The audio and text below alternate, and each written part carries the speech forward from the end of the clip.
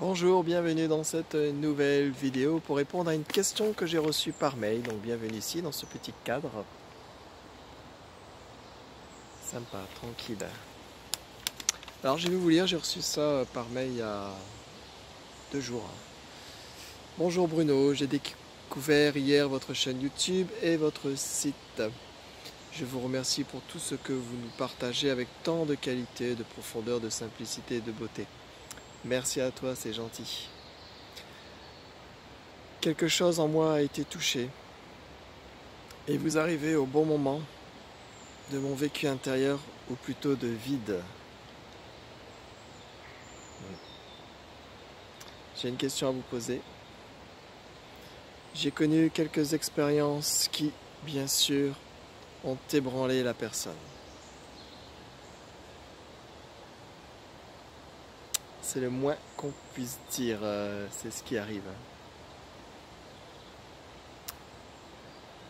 À présent, cette personne ne parvient plus à faire partie du quotidien de ce monde.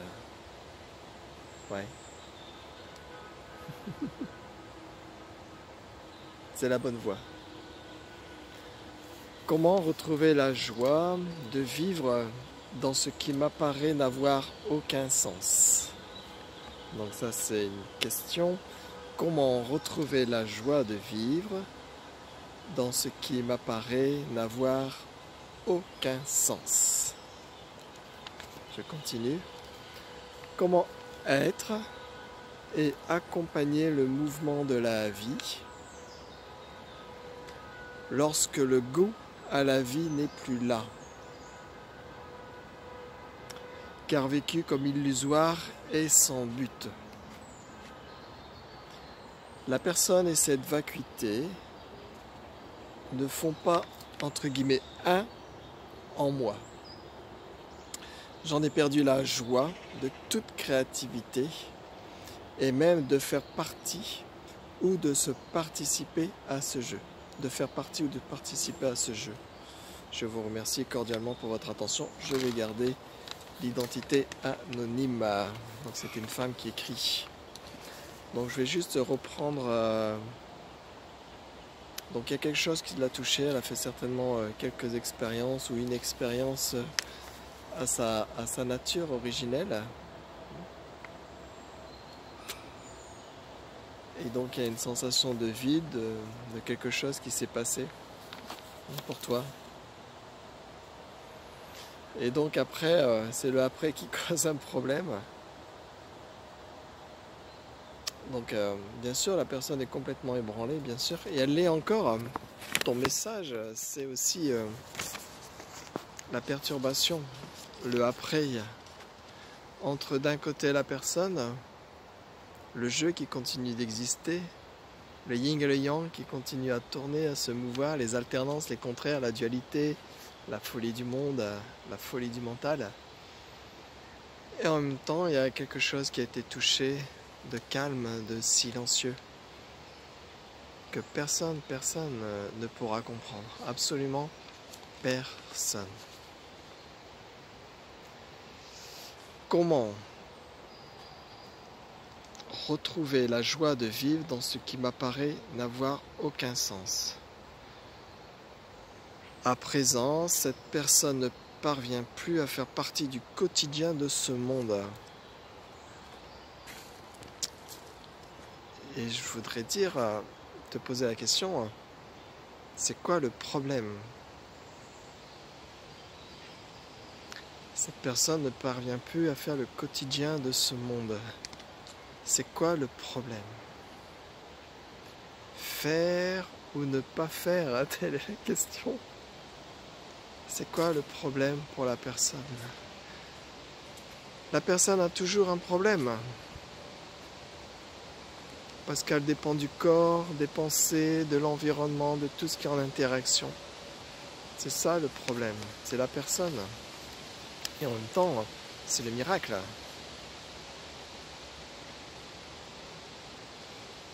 Comment retrouver la joie de vivre dans ce qui m'apparaît n'avoir aucun sens? Ce que tu es n'a pas besoin de retrouver quoi que ce soit. N'a même pas besoin d'être en joie.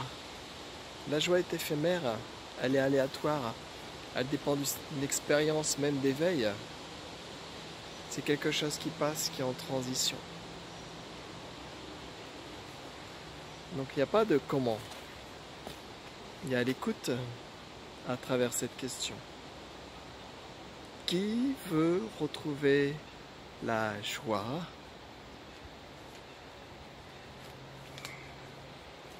Qui veut retrouver la joie?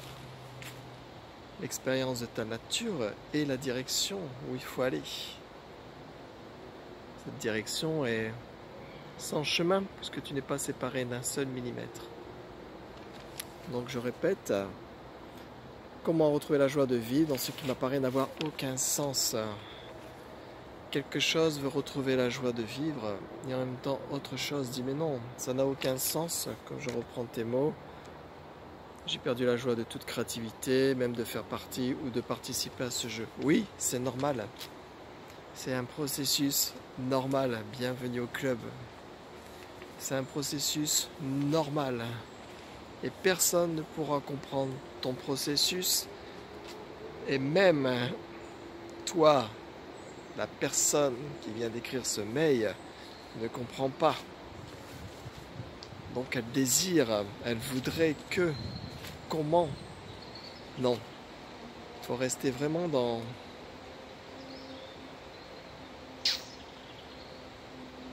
ce qui a été touché en ton cœur et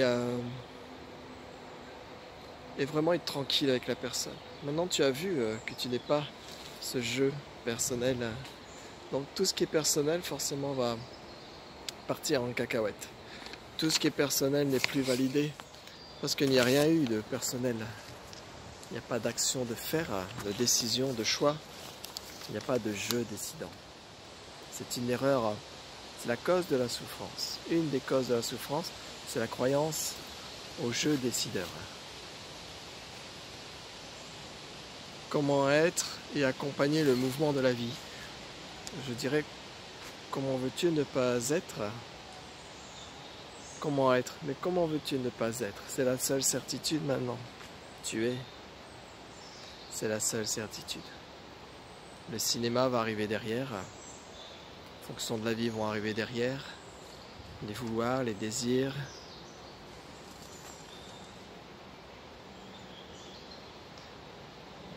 Comment être et accompagner le mouvement de la vie? Tu es la vie. Tu es la vie maintenant. Tu es la vie.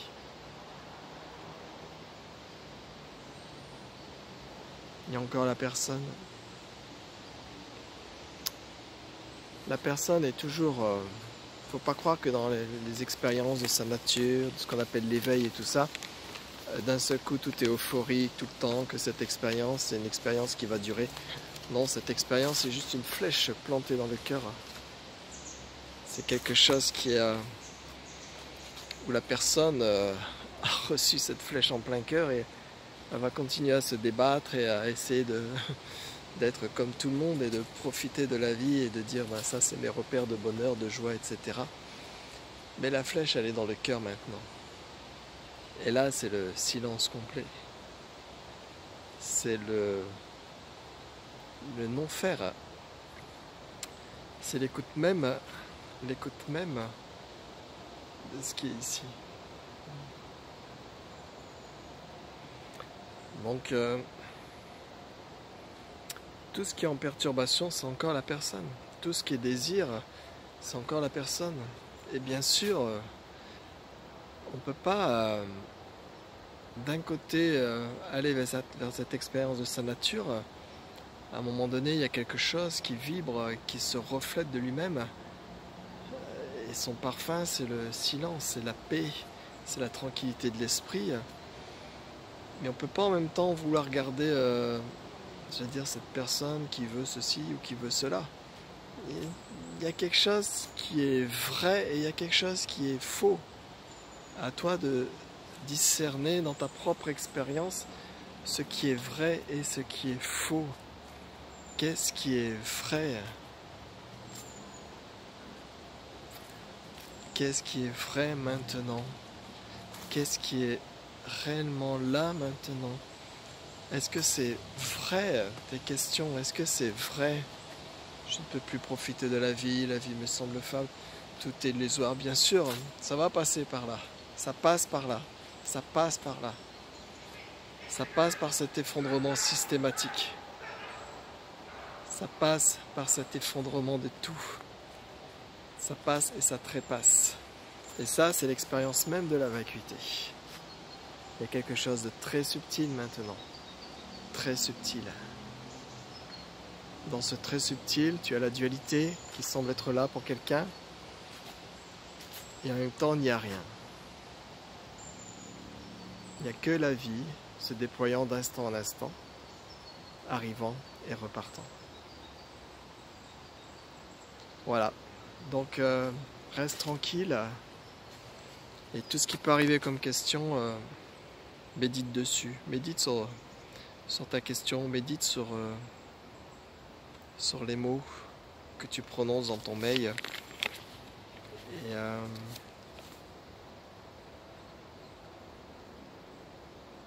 tu dis la personne et cette vacuité ne font pas un en moi. Il y a la personne et la vacuité, mais regarde qui est vrai dans les deux, par ta propre expérience. La personne ou la vacuité. Et peut-être à un moment donné, la personne ne sera pas validée, et peut-être à un moment donné, la vacuité ne sera pas validée. Dans cette non-validation, la vie est.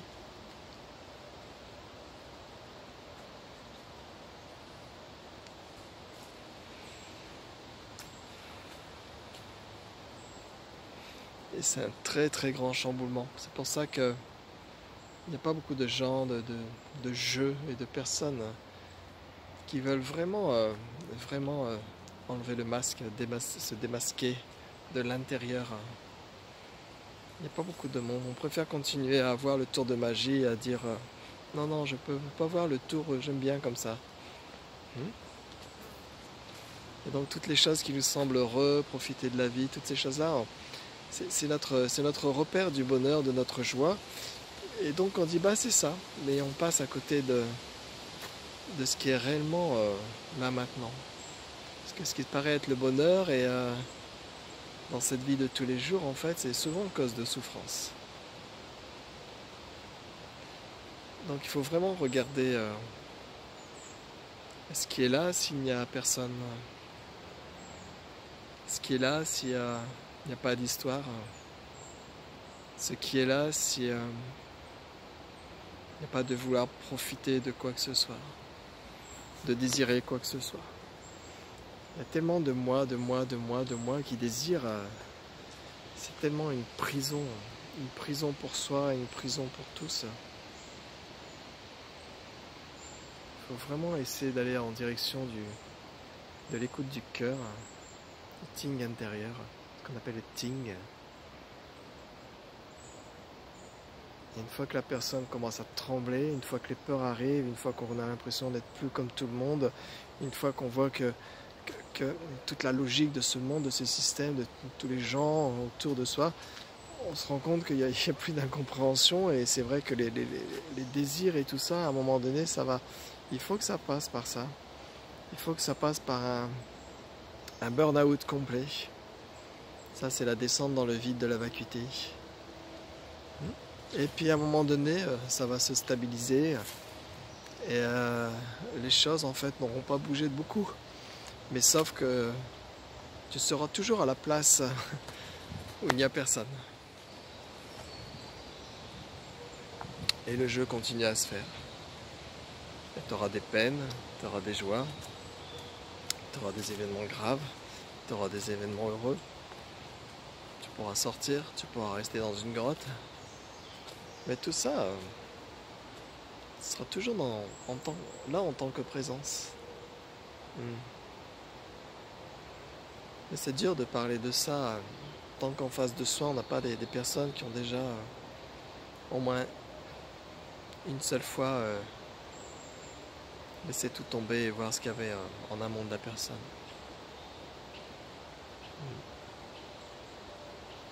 Donc oui, c'est normal, c'est un processus.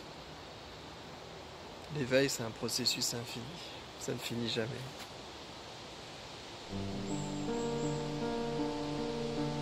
Bye bye, j'espère avoir répondu à ta question et n'hésitez pas à poser vos questions si vous avez des questions. J'y répondrai avec plaisir, sans de connaissances là-haut, uniquement à ce qui est ici maintenant. Bye bye, merci.